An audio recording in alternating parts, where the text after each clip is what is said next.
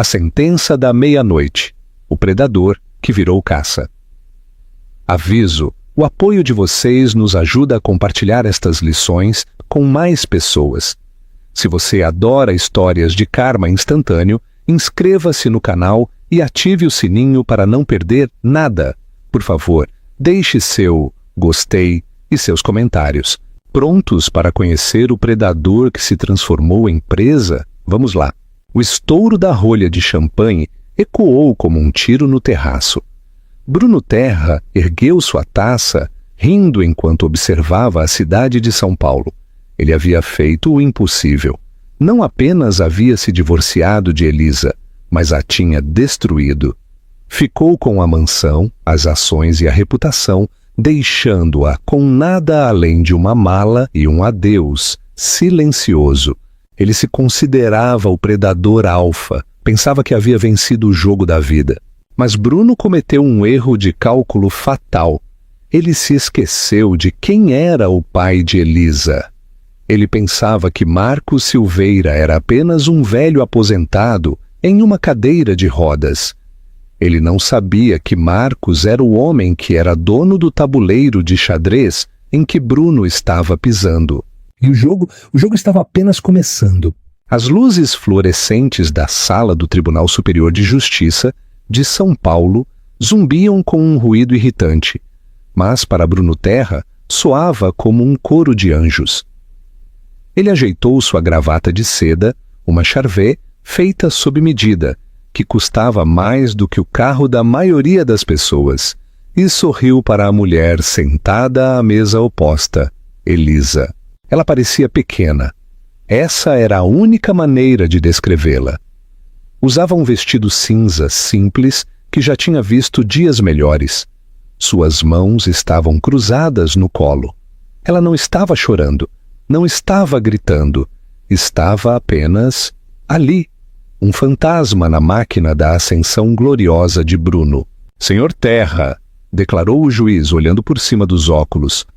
Dado o acordo pré-nupcial, assinado em 2014, e as evidências quanto à falta de contribuição da senhora Terra para o conglomerado Tec Terra, o tribunal decide a favor do requerente. Bruno soltou uma respiração que não sabia que estava prendendo. Seu advogado, um tubarão chamado Sebastião Costa, do escritório Vasconcelos e Costa, deu-lhe um aceno sutil. Eles conseguiram. Eles argumentaram com sucesso que Elisa, a mulher que o apoiou quando ele estava programando em uma garagem, a mulher que criou seus 2 filhos enquanto ele dormia 4 horas por noite no escritório, era essencialmente uma invasora em seu império. A casa conjugal no Morumbi, continuou o juiz, juntamente com a custódia principal dos investimentos e do portfólio de patentes, permanecerá na posse do senhor Terra. A senhora Terra é concedido um pagamento de pensão alimentícia de 50 mil reais e seus efeitos pessoais. 50 mil, mas era um insulto, era menos do que Bruno gastava em vinho em um trimestre. Bruno se virou para olhar para Elisa, esperando devastação. Ele queria ver as lágrimas, ele queria ver o arrependimento. Afinal, ela era a que havia se tornado chata. Ela era a que se recusava a ir a festas de gala, preferindo ler livros no jardim. Ela era a que não se encaixava em sua nova estética como CEO da empresa de logística mais rapidamente em crescimento do Sudeste. Ele precisava de uma supermodelo em seu braço, não de uma bibliotecária. Mas Elisa não chorou. Ela se levantou lentamente. Seus olhos, geralmente de um quente castanho claro, estavam opacos e escuros. Ela olhou para o juiz, assentiu respeitosamente e então dirigiu seu olhar para Bruno. Não era um olhar de graça. Era um olhar de pena. Você está feliz, Bruno? Ela perguntou suavemente. Sua voz não tremia. Estava assustadoramente firme. Estou livre, Elisa! Bruno zombou alto o suficiente para fazer seu advogado rir. Finalmente estou livre do peso morto. Peso morto, ela repetiu, saboreando as palavras. Tudo bem, se é essa a narrativa que você escolhe. Ela pegou sua bolsa. Não vou contestar a decisão. Eu só quero o velho jogo de xadrez do meu pai, aquele que fica no escritório. Bruno riu. A velha caixa de madeira? Leve. Cheira a naftalina de qualquer maneira. Apenas saia da casa antes do meio-dia de amanhã. Lúcia se muda na sexta-feira e eu não quero que sua energia deprimente persista na suíte principal. A menção de Lúcia, sua diretora de marketing de 24 anos, foi a volta final. Ele esperou pela explosão. Elisa apenas assentiu. Adeus, Bruno. Ela se virou e saiu do tribunal. Enquanto a pesada porta de carvalho se fechava atrás dela, Bruno sentiu uma onda de adrenalina. Ele bateu as mãos com Sebastião. Vitória total, meu irmão. Sebastião sorriu. Eu te disse, o acordo pré-nupcial é blindado, nós a esmagamos. Ela nem sequer lutou. Refletiu Bruno, sentindo uma leve pontada de decepção. Foi muito fácil. Ela sabe que está derrotada, disse Sebastião, guardando sua pasta. Ela é uma Silveira, claro, mas os Silveira não são relevantes desde que a indústria madeireira entrou em crise nos anos 90. O pai dela é apenas um inválido vivendo em um asilo em Minas Gerais. Você é o dinheiro novo, Bruno. Você é o rei agora.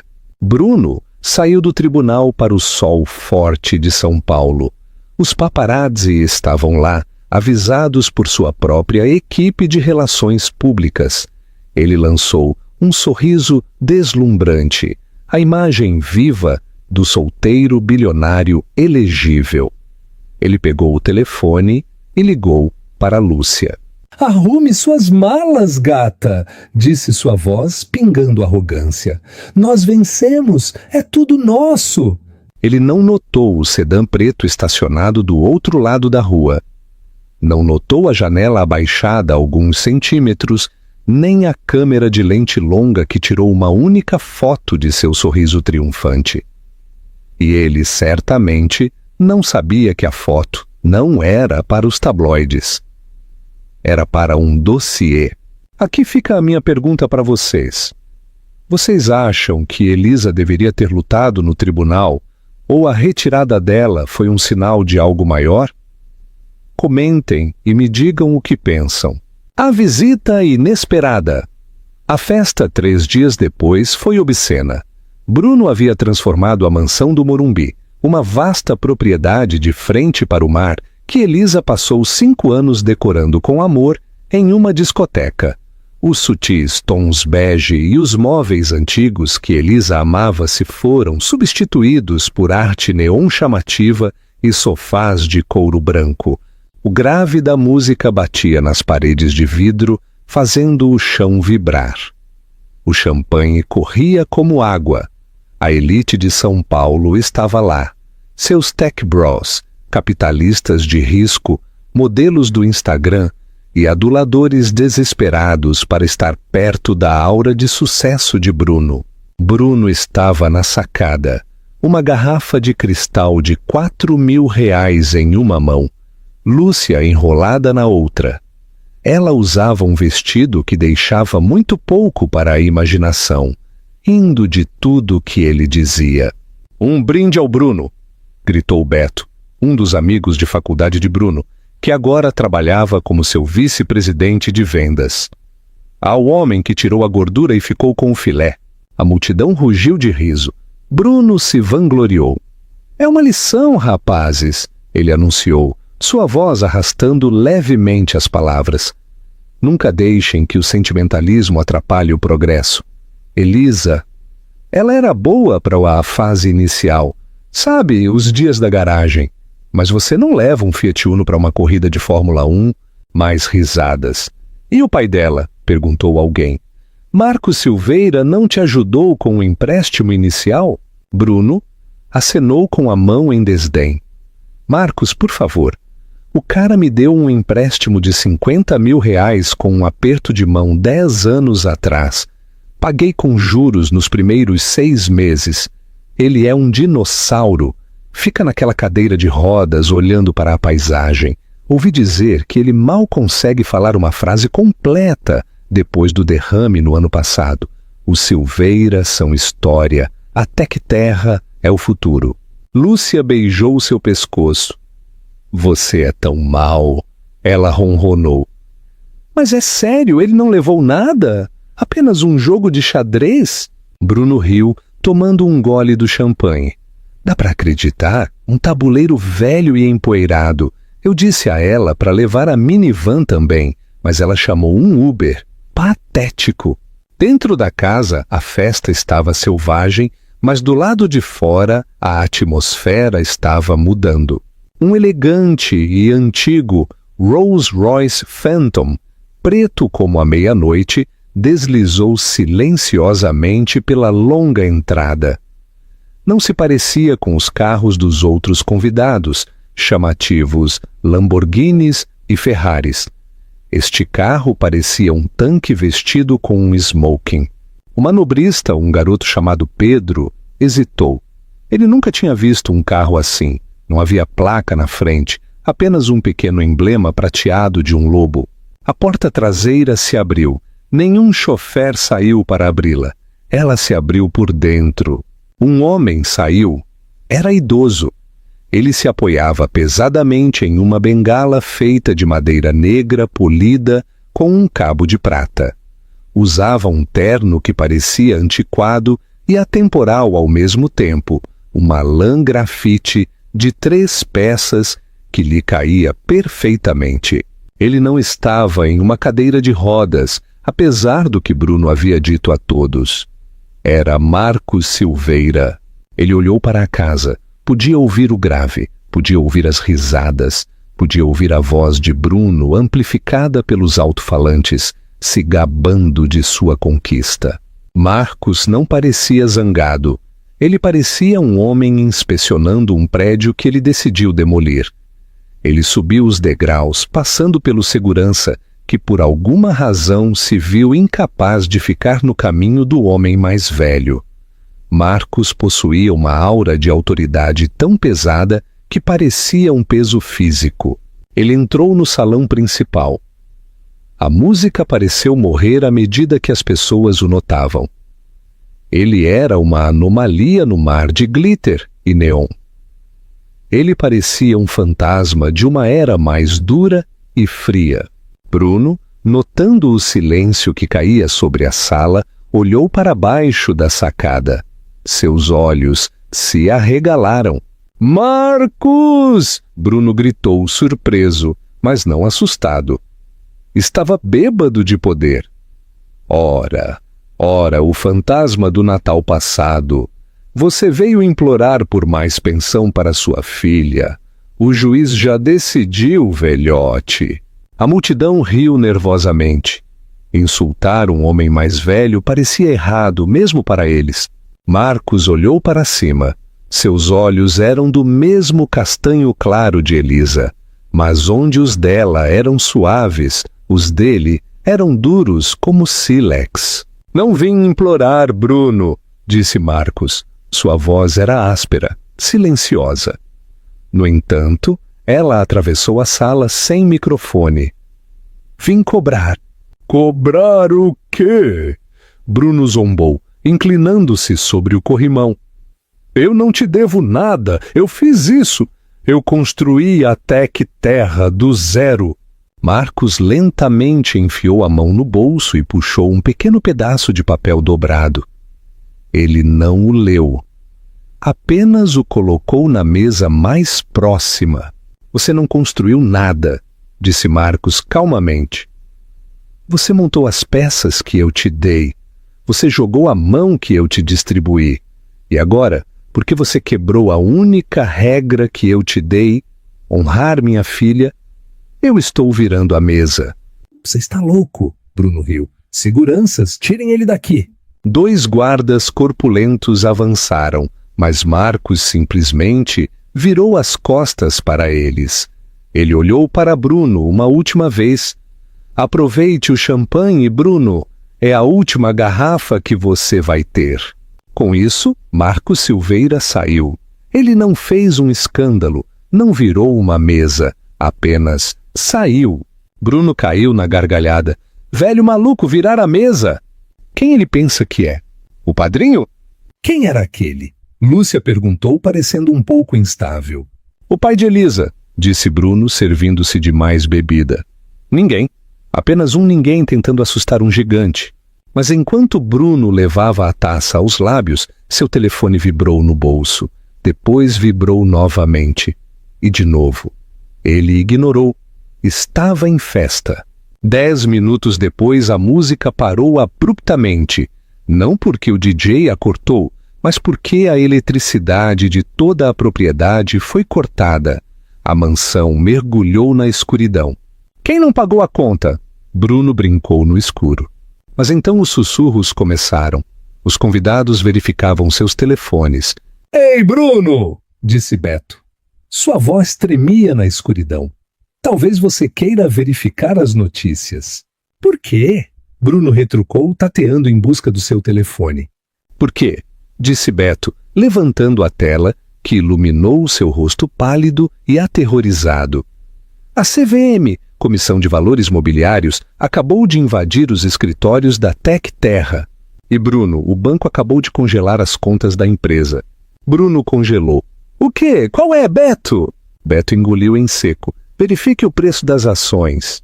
Bruno desbloqueou o telefone. Abriu seu aplicativo de trading. Tec Terra, TERT, não tinha caído 5%, não tinha caído 10%. Estava sendo negociada a 0, suspensa, e logo abaixo da notificação havia um e-mail do Conselho de Administração. O assunto dizia: renúncia imediata exigida.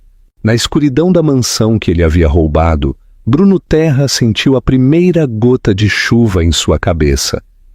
Mas não havia goteiras no telhado. Ele olhou para cima. O verdadeiro poder tinha acabado de fazer seu lance de abertura. Alerta de spoiler. O que você acha que Marcos usou para destruir Bruno tão rapidamente? Dinheiro? Conexões? Ou algo muito mais pessoal? Deixe sua opinião nos comentários e vamos continuar com este épico desastre. Black Pawn, o peão negro. O cheque-mate inevitável.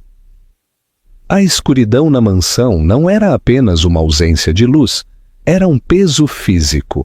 A música havia morrido, substituída pelos murmúrios confusos de 200 socialites tropeçando em móveis caros. Acendam as luzes! Bruno gritou, sua voz falhando. Pedro, onde está a droga do manobrista? Verifiquem o quadro de luz. Mas ninguém se moveu para ajudá-lo. Os telefones que há pouco gravavam sua glória agora iluminavam os rostos assustados de seus convidados.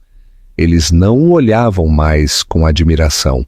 Estavam olhando para as suas notícias. Bruno!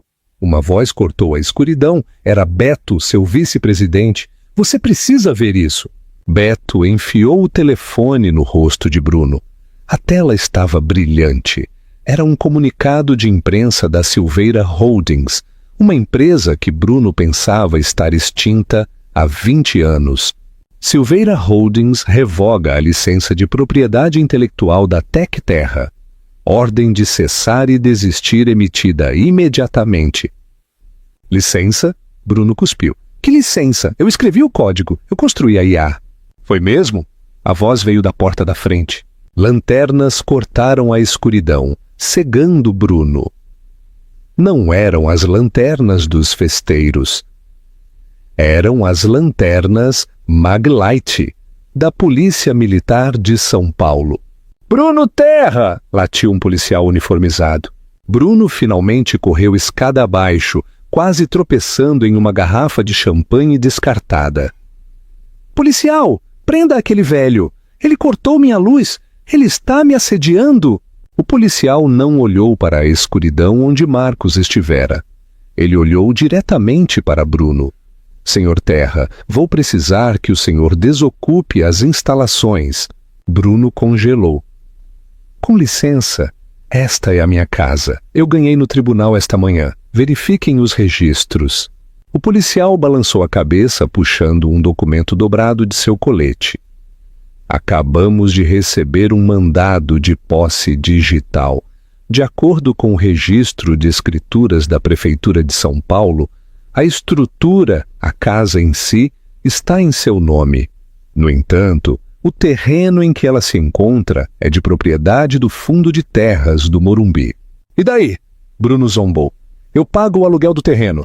O contrato de arrendamento era uma concessão revogável de 99 anos, leu o policial, concedida a Elisa Silveira e sua família.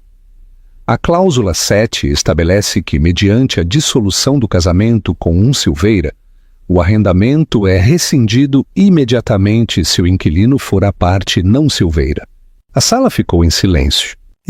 Isso é uma tecnicalidade, Bruno rugiu. Meu advogado vai resolver isso pela manhã. Talvez, disse o policial com a mão no cinto. Mas agora, o dono da terra, o senhor Marcos Silveira, o declarou um invasor. O senhor tem 10 minutos para pegar itens pessoais essenciais e se retirar. Se recusar, será preso por invasão criminosa. A humilhação foi absoluta. Bruno se virou para a multidão procurando apoio. Isso é loucura. Vocês podem acreditar nisso, Lúcia? Ele procurou por Lúcia. Ele a encontrou perto da porta, iluminada pelas luzes vermelhas e azuis piscantes das viaturas lá fora. Ela tinha sua mala, a que havia embalado para se mudar, e a estava arrastando para fora da porta. Lúcia! Bruno gritou, sua voz trêmula. Ela parou e olhou para trás. Seu rosto era uma máscara de aborrecimento. Bruno, meu telefone está pegando fogo. As pessoas estão dizendo que você está falido. Tipo, falido por fraude. É um erro, uma falha. Eu não posso me associar a isso, ela disse, verificando seu aplicativo de Uber. Eu tenho uma marca para proteger, não me ligue. Ela saiu. Os convidados a seguiram como se uma barragem tivesse se rompido. Eles passaram por Bruno, evitando contato visual, agarrando suas bolsas e telefones. Os amigos que brindaram a ele 5 minutos atrás o empurraram como se ele fosse contagioso. 10 minutos, senhor Terra, avisou o oficial. Bruno correu escada acima. Ele não embalou roupas, não embalou artigos de higiene pessoal. Correu para seu cofre, atrás do quadro no quarto principal. Ele discou o código. Erro. Discou novamente. Erro. Bloqueio de sistema iniciado. Não, não, não. Bruno socou a parede. O cofre era tecnologia inteligente. Tecnologia inteligente da Tec Terra. E se os servidores estivessem inoperantes, o cofre era um tijolo. Ele não tinha dinheiro. Seus cartões provavelmente estavam congelados. Ele agarrou as chaves do carro na cômoda, as chaves da McLaren P1. Ele poderia vendê-la. Valia 1 milhão facilmente. Ele desceu correndo as escadas, ignorando a polícia, e saiu pela porta da frente.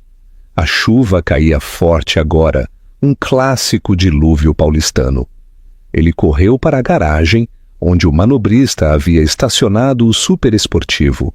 Ele apertou o botão de destrancar. As luzes piscaram.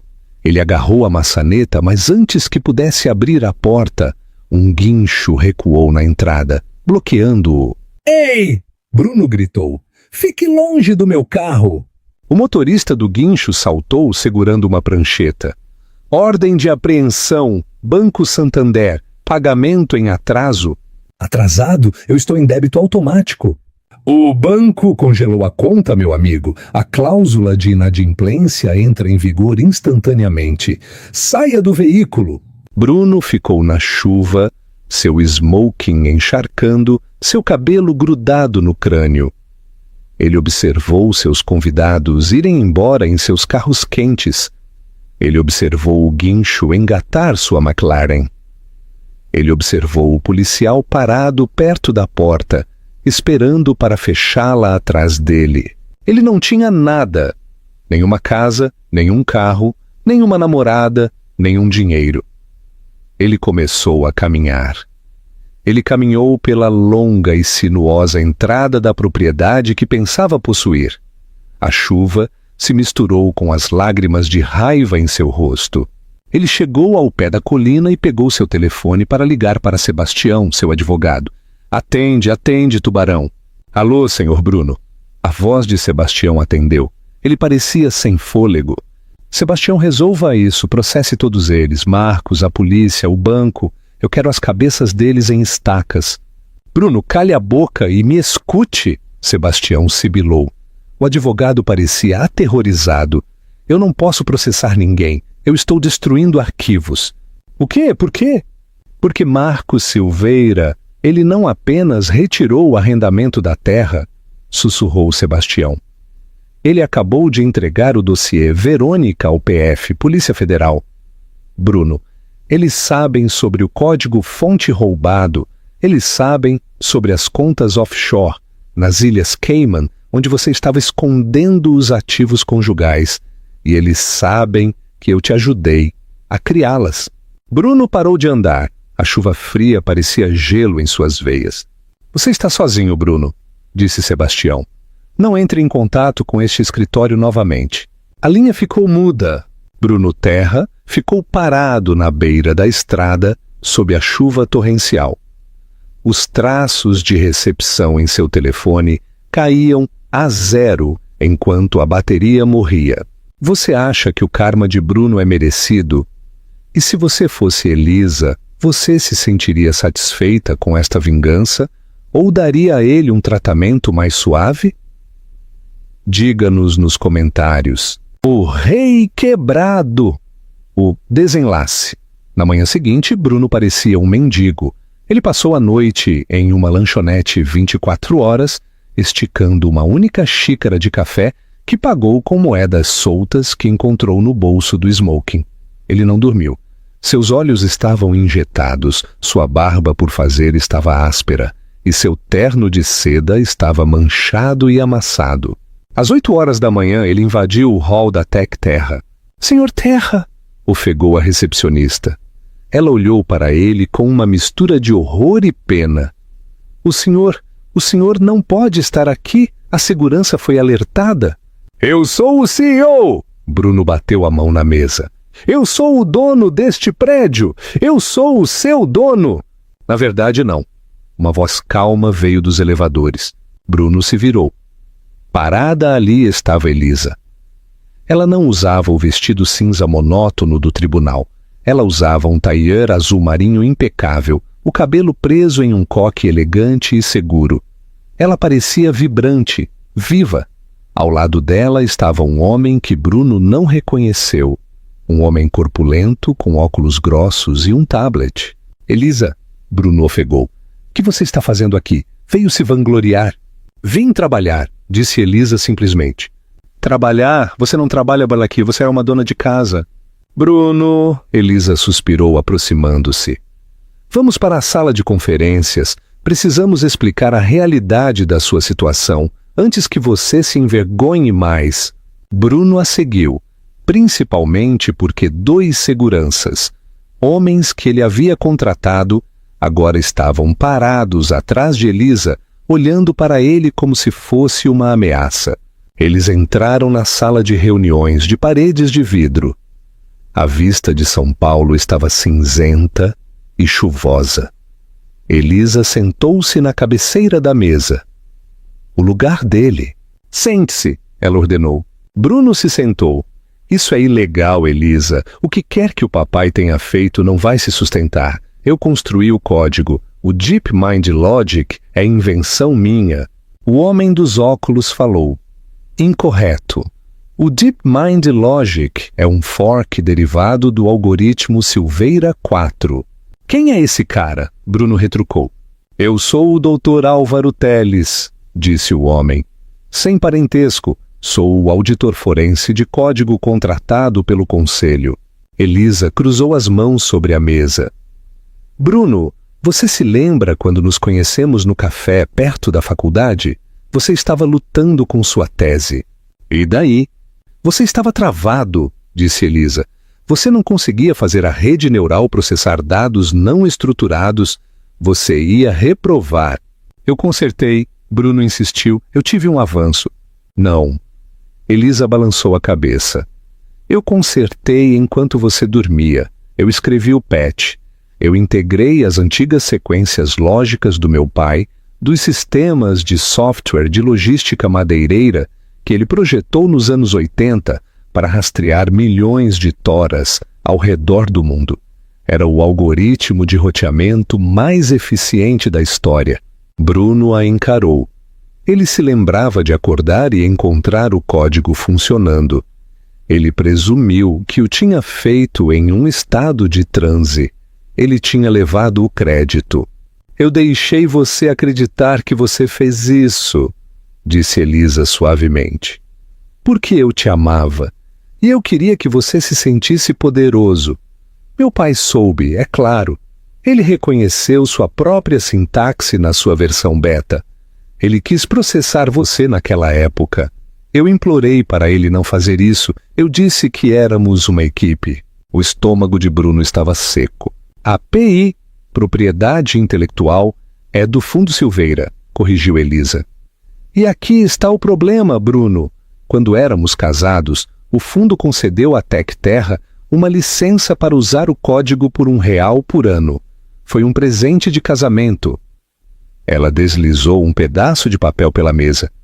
Este é o acordo de licença, cláusula 7A. Em caso de divórcio iniciado pelo licenciado, Bruno Terra, contra a beneficiária, Elisa Silveira, a licença é revogada retroativamente, a menos que a beneficiária retenha 50% da empresa. Bruno sentiu a sala girar. Retroativamente. Retroativamente, confirmou o Dr. Telles.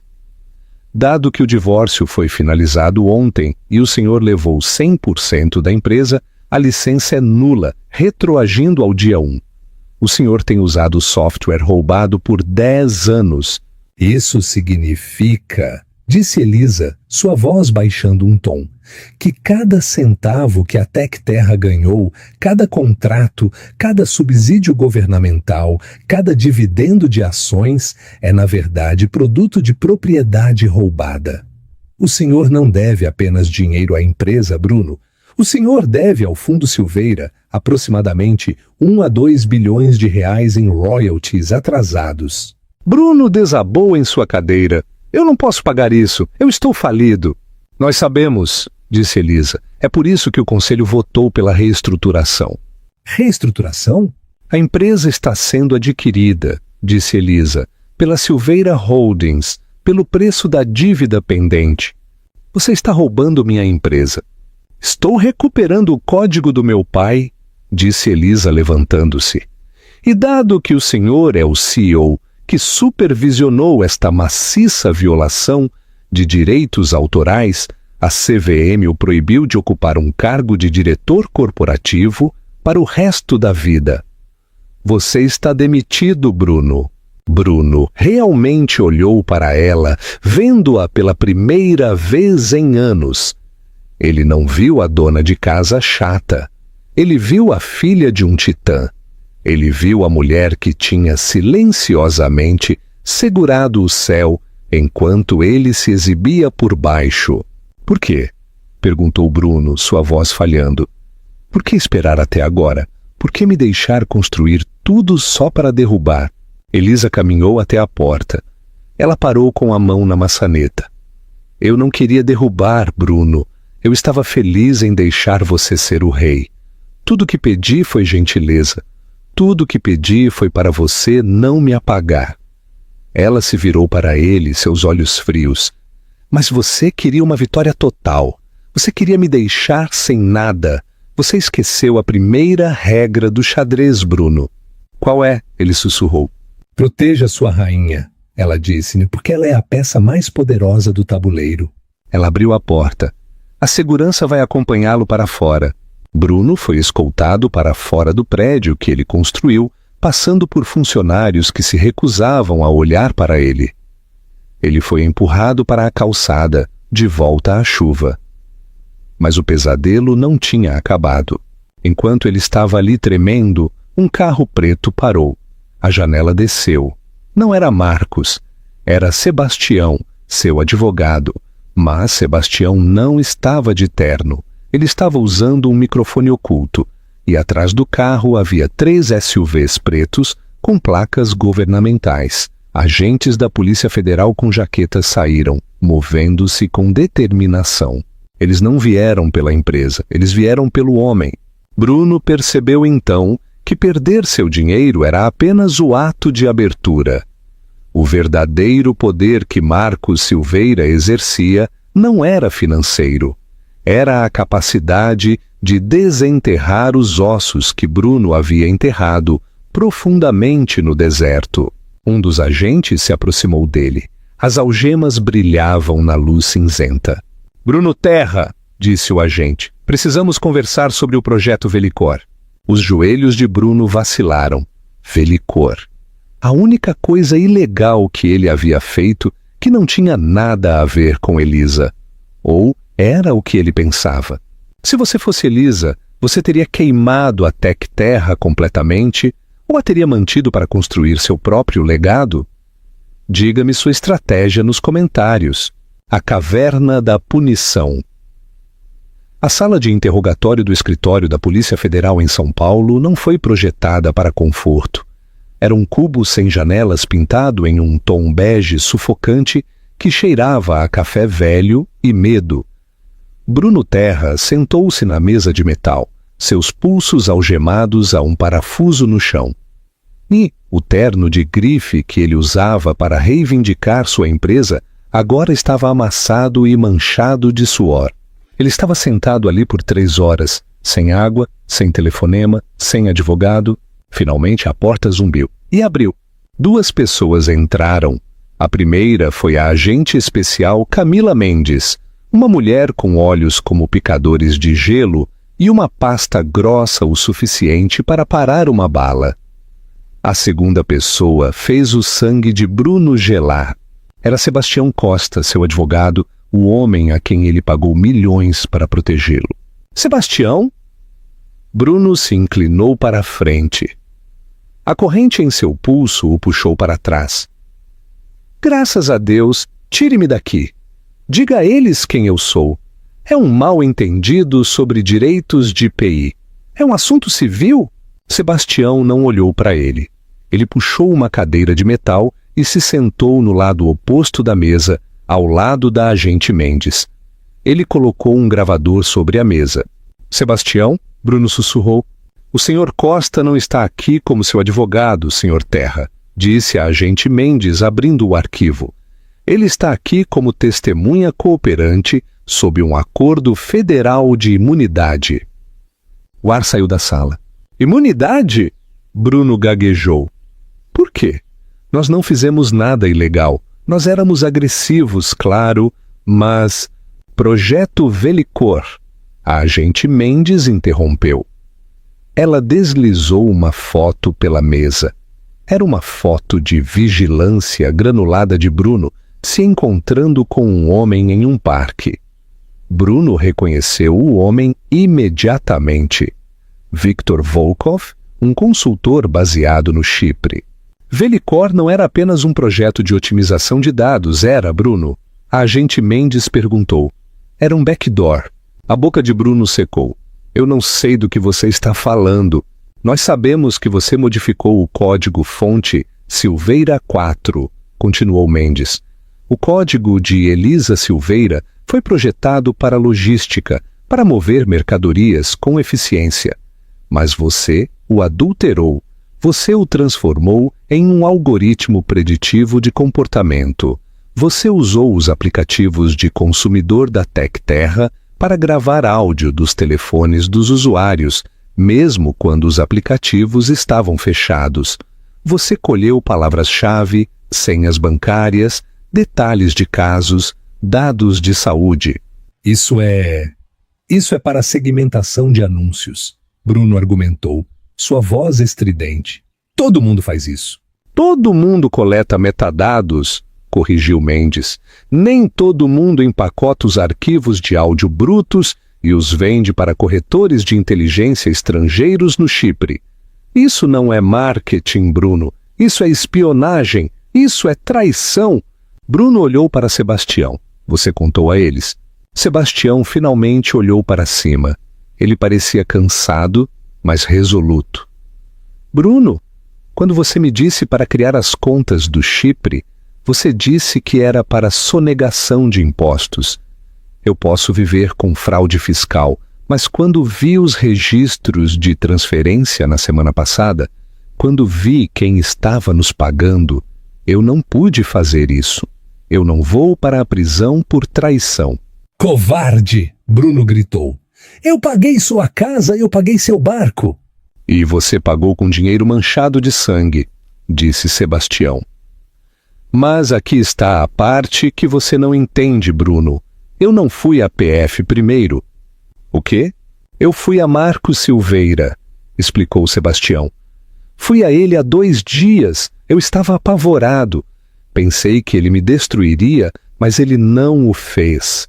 Ele olhou para as evidências e me disse exatamente o que fazer. Ele me disse para deixar você ganhar o caso de divórcio. Ele me disse para deixar você dar a festa. Ele queria que você se sentisse intocável. Por quê? Bruno perguntou. Por que esperar? Por quê? A agente Mendes interveio. Marcos Silveira queria ver até onde você iria. Ele te deu a corda, senhor Terra. E o senhor se enforcou. Ela virou uma página no arquivo. O comprador no Chipre, Viktor Volkov. Mendes sorriu. Ele não é inteligência russa. Ele é um ativo da ABIN, Agência Brasileira de Inteligência. Estamos dirigindo ele há 3 anos.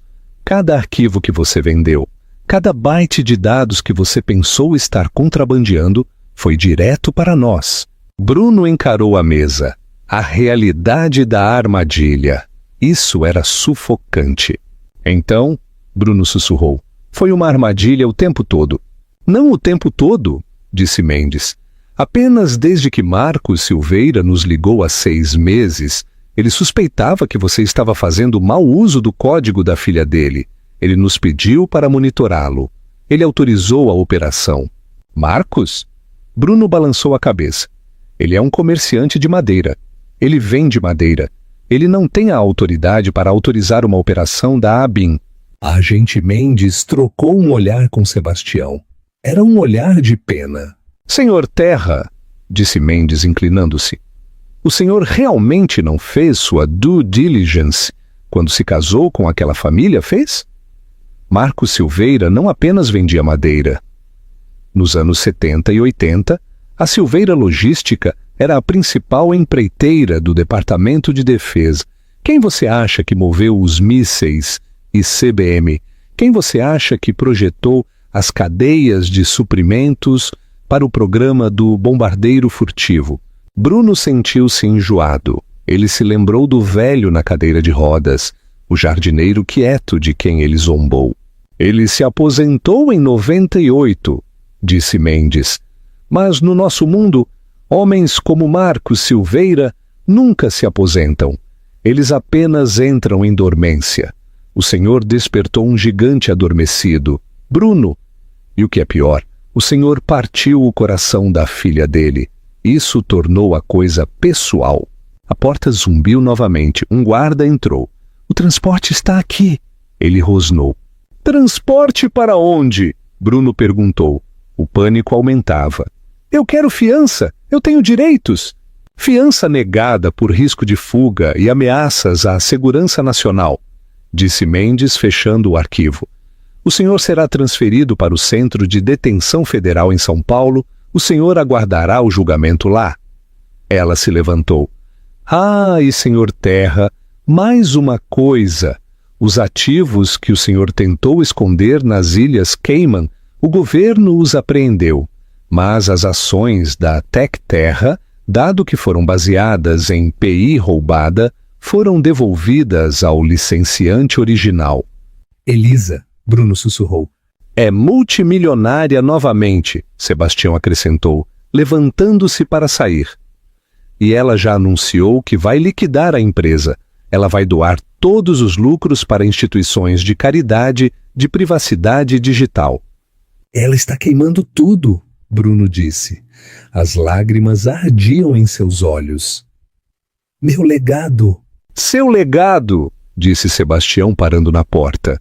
É uma história de advertência. Chegamos ao ponto sem retorno. Você acha que a agente Mendes ou Sebastião estão mentindo para Bruno sobre alguma coisa?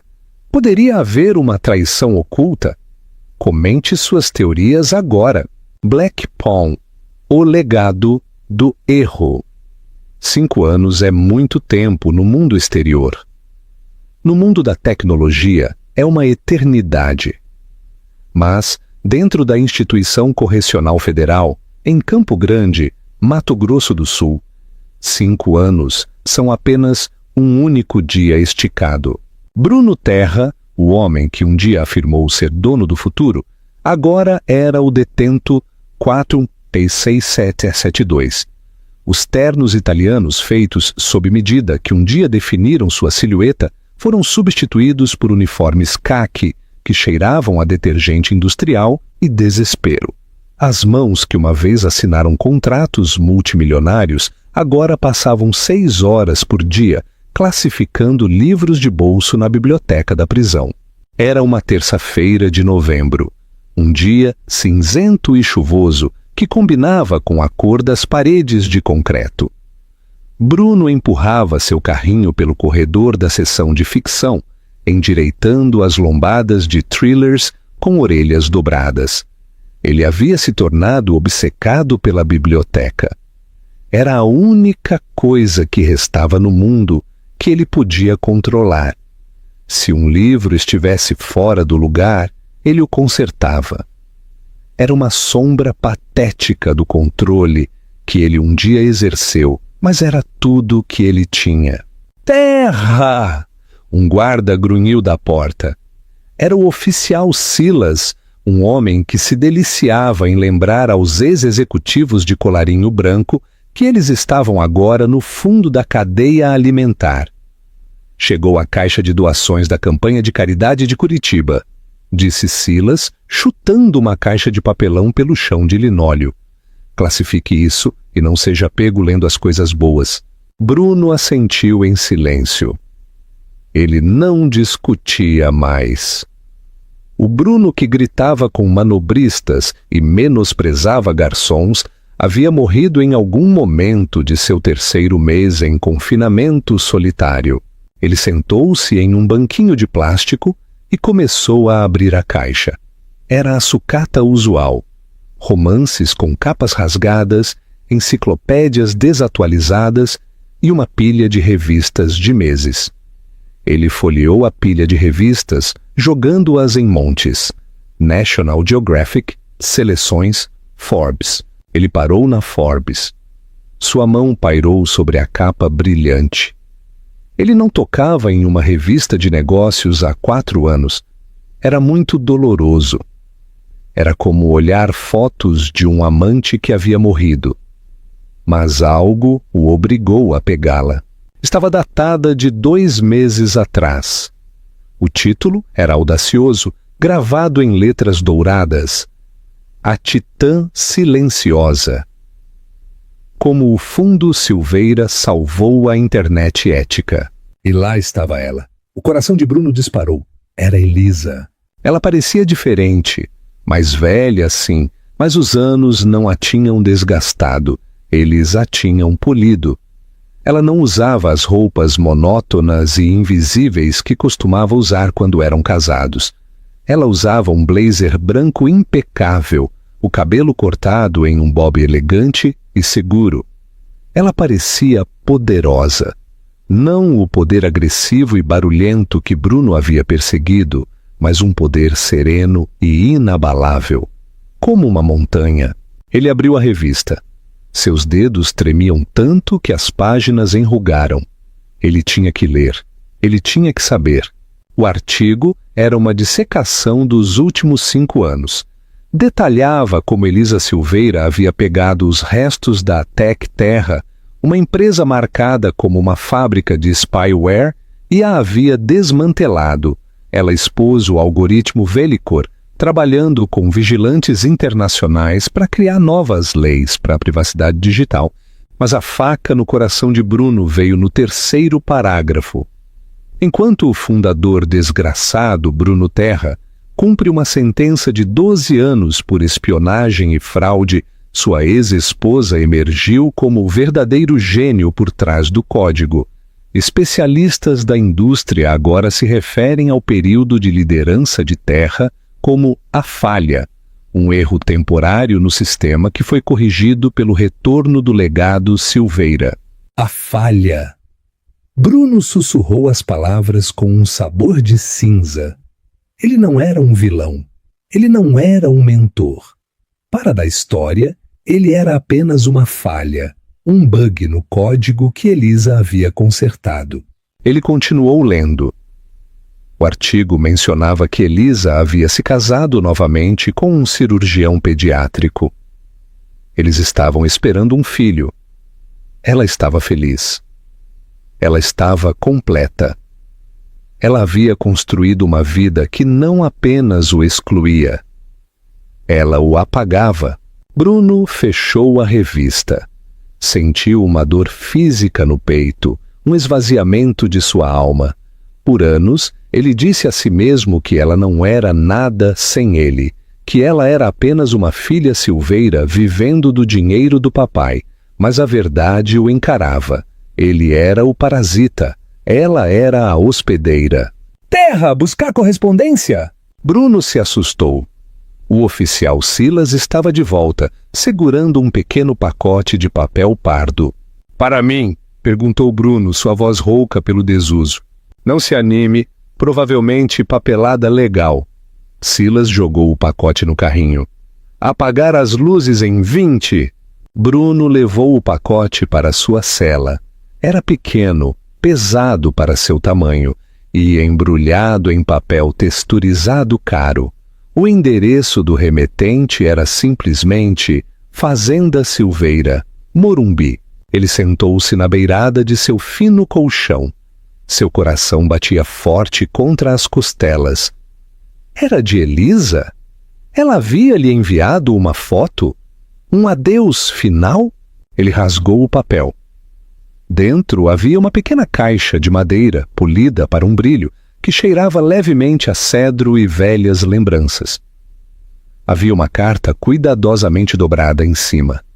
A caligrafia era trêmula, a letra de um homem cujos nervos estavam falhando. Não era a letra de Elisa, era Marcos. Bruno desdobrou a carta. A data no topo era de 3 semanas atrás. Bruno, se você está lendo isto, eu me fui. Os médicos me disseram que o derrame levou demais desta vez. Estou liquidando minhas contas, limpando minha mesa. Não gosto de deixar pontas soltas. Eu debati se deveria te enviar isso. Uma parte de mim, a parte do pai zangado, queria deixar você apodrecer em silêncio. Mas Elisa, ela é melhor do que eu. Mesmo agora, ela me perguntou se eu te perdoaria. Eu disse a ela que o perdão é assunto de Deus. Meu assunto é logística. Eu te envio isso porque quero que você entenda por que você perdeu. Você senta naquela cela pensando que foi superado em astúcia, ou que teve azar, ou que eu movi cordas que você não podia ver. Todas essas coisas são verdadeiras, mas elas não são a razão pela qual você falhou. Você falhou porque não entende o jogo que estava jogando. Anexado está o rei do jogo de xadrez do meu avô, aquele de que você riu, aquele que você disse que cheirava a naftalina. Olhe para ele, Bruno. Bruno largou a carta e abriu a caixa de madeira. Dentro, sobre veludo preto, estava a peça do rei. Ela era esculpida à mão em nogueira escura, pesada e sólida, mas estava danificada. A cruz intrincada no topo da coroa havia sido quebrada, deixando uma cicatriz áspera e irregular na madeira. Ele a pegou. Estava fria. Ele voltou para a carta. Um jogador novato, olha para o rei e vê a peça mais importante. Ele pensa que o jogo gira em torno da sobrevivência do rei. Ele sacrifica seus peões, seus cavalos e até mesmo sua rainha para manter o rei seguro. Mas um grande mestre sabe a verdade. O rei é a peça mais fraca do tabuleiro. É lento. Só pode se mover uma casa por vez. Não pode atacar à distância. Depende inteiramente das peças ao seu redor para protegê-lo. Um rei sem sua rainha, sem seus bispos, sem seu exército, é apenas um pedaço de madeira esperando para ser derrubado. Você tratou Elisa como um peão, Bruno. Você a sacrificou para salvar seu ego. Você não percebeu que ela era a rainha. Ela era a peça que podia se mover em qualquer direção. A peça que mantinha o tabuleiro unido. Quando você a descartou, você não se libertou. Você expôs sua garganta. Eu quebrei a coroa desta peça 40 anos atrás, na noite em que quase perdi minha própria esposa porque estava muito ocupado construindo minha empresa. Eu aguardei na minha mesa como um lembrete. Um rei que está sozinho já está quebrado. Guarde-a, deixe-a lembrá-lo da diferença entre poder e valor. Você tinha poder, Bruno, mas não tinha valor. Checkmate. Marco Silveira. Bruno baixou a carta. O silêncio da cela da prisão era ensurdecedor. Ele olhou para o rei quebrado em sua mão. Ele passou o polegar sobre a madeira irregular onde a coroa costumava estar. Por 5 anos ele abrigou raiva. Ele tramou fantasias de vingança em que sairia. Ele começaria uma nova empresa e esmagaria o Silveira. Ele disse a si mesmo que era vítima de uma conspiração, mas à medida que as palavras do velho moribundo penetravam, a raiva evaporou, deixando apenas uma clareza fria e dura. Ele viu a sala do tribunal novamente. Viu o rosto de Elisa, não zangado, mas compassivo. Ela não estava olhando para um magnata poderoso. Ela estava olhando para um rei indefeso que acabara de mandar seu exército embora. Ele se gabou de vencer o divórcio. Ele se gabou de ficar com a casa. Ele deu uma festa no precipício de sua própria destruição, bebendo champanhe enquanto o chão sob ele desmoronava. Bruno se levantou. Ele caminhou até o pequeno espelho de aço polido aparafusado na parede acima de sua pia. Ele olhou para seu reflexo. A barba grisalha, os olhos encovados, o número impresso em seu peito. Ele colocou o rei quebrado na prateleira de metal ao lado de sua escova de dentes de plástico. A falha, ele sussurrou para seu reflexo. As luzes do bloco de celas piscaram, um zumbido de aviso que sinalizava o recolhimento noturno. As pesadas portas de aço das celas distantes começaram a bater, uma por uma, um estrondo rítmico que soava como um martelo caindo de novo e de novo. Bruno não desviou o olhar da peça de xadrez. Era a única herança que ele jamais receberia. Era a única verdade que lhe havia sido dita. Ele se sentou novamente em sua cama, cruzou as mãos e esperou que a escuridão o levasse. O jogo havia acabado e é aí que a história de Bruno Terra termina. Ele passou a vida tentando se tornar um rei, apenas para perceber tarde demais que um rei sem rainha é apenas um alvo. Você acha que a lição final de Marcos com a peça de xadrez foi um ato de crueldade ou foi o ato de misericórdia definitivo, dando a Bruno a verdade que ele precisava ouvir? E se você fosse Elisa, você o teria perdoado? Ou ela fez a coisa certa em apagá-lo completamente? Deixe-me saber sua opinião nos comentários.